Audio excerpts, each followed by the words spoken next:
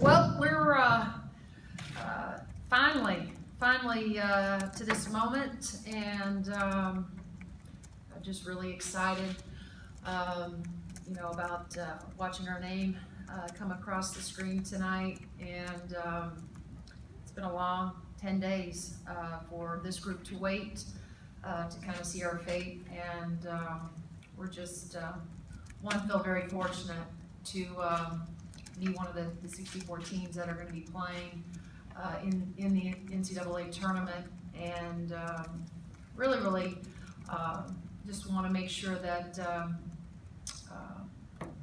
I talk about our league a little bit, because the Big Ten is such an incredible league, and night in and night out, this is what we prepare ourselves for, playing the best, and we are to the moment now where all the work that we've done in the Big Ten, playing great opponents, our kids playing some tremendous players, our staff having to go up against some of the best coaches in the country, have certainly prepared us for this moment, the NCAA tournament. So I want to make sure that I give credit where credit's due, and that's to the Big Ten, and just reiterate how excited we are and fortunate we feel that we're in this position tonight, that we're going to be playing once again on Saturday. I mean, you said Big Ten tournament, it was good to be in Indianapolis. I mean, is it at all good being in South Bend?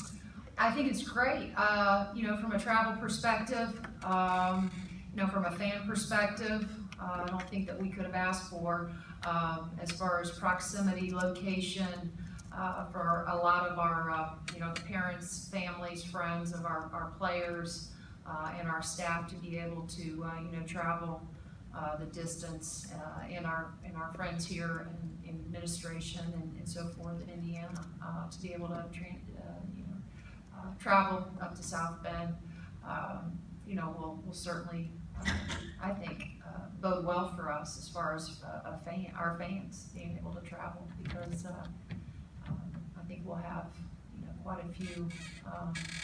I know quite a few families that'll be there in attendance. You mentioned the long 10 days since the Big Ten tournament. What have you guys used that time for? Well, we've tried to. We've really gone 2 days off, 1 day on, and we did some recruiting throughout those 10 days as well. But we used it wisely. I think we were able to maintain our cardio, because we still had our guys. We're still here, our practice guys, and so we played quite a bit, scrimmaged quite a bit, got up and down the floor, and we put them in game situations. When I say scrimmage a lot, we put different scenarios, situations up on the clock that we went through this year, or that we potentially could go through. So there were a lot of game management situations that we tried to go through with them, with the help of our men's squad. So it was great work. The last 2 days, they've been incredible. Yesterday, we had probably one of our best practices. Not that these guys have always come focused and ready to go, but in terms of our competitive level, right after the Big Ten tournament, it seemed like we were tired. We were fatigued, especially those kids like Tyra and Lex and Cahill that have logged a lot of minutes. And so it was kind of nice that I feel like for the first time in several days that they had some life to them. They had some energy about them. I thought Tyra was really good yesterday from start to finish, and didn't seem like fatigue was a factor. And I thought early on, after the Big Ten tournament was over, those couple days, even though we took the weekend off, she came back, she still looked a little tired. So I think we've regained that. I know that as every day got a little bit closer to Selection Monday, our kids got a little bit more excited, and today they weren't worth much. They were just too excited about the night, and even though it was a kind of a light shoot around, we did work on some things, but keeping their attention was a tall challenge, and it didn't bothers me as much because, you know, I was kind of a lot like them, really eager to get to 7 o'clock. And you talk about the weight. I mean, were there any doubts, or were you pretty confident considering what your resume had? Well, I think there's always, you always allow a little bit of that to creep in your mind because you pay attention to bracketology but everybody on the, you know, that I spoke to, as far as coaching, my colleagues, kept reassuring me that there was no question that we were going to be in. But nothing's guaranteed, right? And so you wait until your name's called and you see it flash across the TV, and then it becomes, you know, they're not going to be able to take it back from us, right? And so we're legit, we're in, we're excited, and you know, I know that nobody's more happier for those kids in that room than their coach. Do you have to treat this group a little different? I mean, a few of them have the WNIT experience, but Sure. not having the NCAA experience. I mean, you can't really simulate that. So how do you kind of go about getting them ready for something as big as this? Well, it's, you know, I think one of the things that perhaps will help this group is coming up short the way we did the Big Ten tournament. You know, I was awfully disappointing, you know, for us. And it's kind of similar situations. We had some time off, and then we came out flat. So, you know, the good thing is that we're not going to have any more time off. It's go time. It's practice time, and you know, we got the next couple days to really dig into Georgia and prepare for them and put together a scouting report. So, you know, our preparation is not going to be any different. It's probably good that we finally have a team to prepare for, you know, for this group, because you know, for them, they like I said, their focus has been tremendous throughout the entire season. But this is a group that wants to know who they're going to be playing and wants to really dig into their personnel, and wants to see on film, you know, how their style of play, both offensively and defensively. So I think we're to a point now where you know, our kids have an idea of, well, they know who we're going to be playing. So I think their attention to detail and their focus and their energy level is going to be great. But I think that there's you know, something about knowing who you're going to be playing, which is going to help this group. Do you know anything about Georgia? Well, you know, I know that you know, several years ago when I was at Georgia Tech, you know, obviously Georgia Tech, that's always just like Purdue IU, right? Rivalry. And you know, at the time, Andy Landers was the head coach. His assistant now is Joy is the head coach.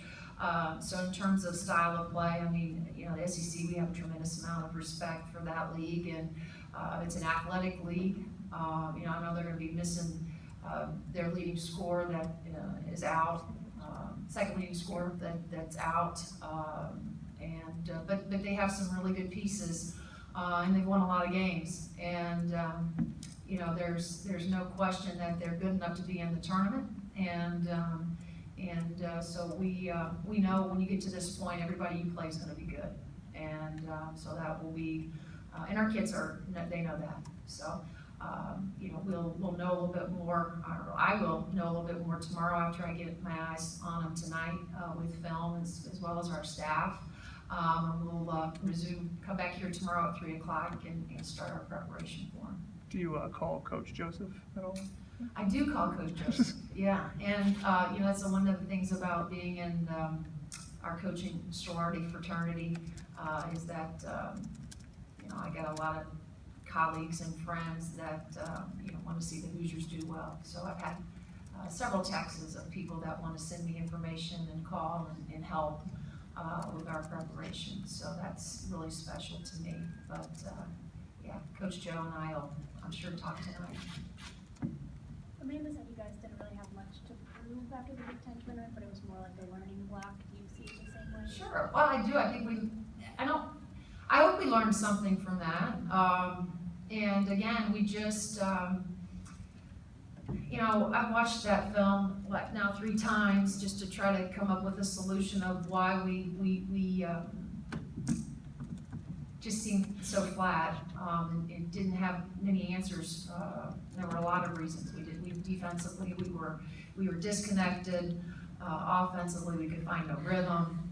And, you know, I think it was one of those opportunities that, you know, you guys have heard me say this before, sometimes you learn more from a loss than you do a win. And, you know, I know that our kids will approach Saturday's game probably far different than they approached the first game of the Big Ten tournament. You know, why?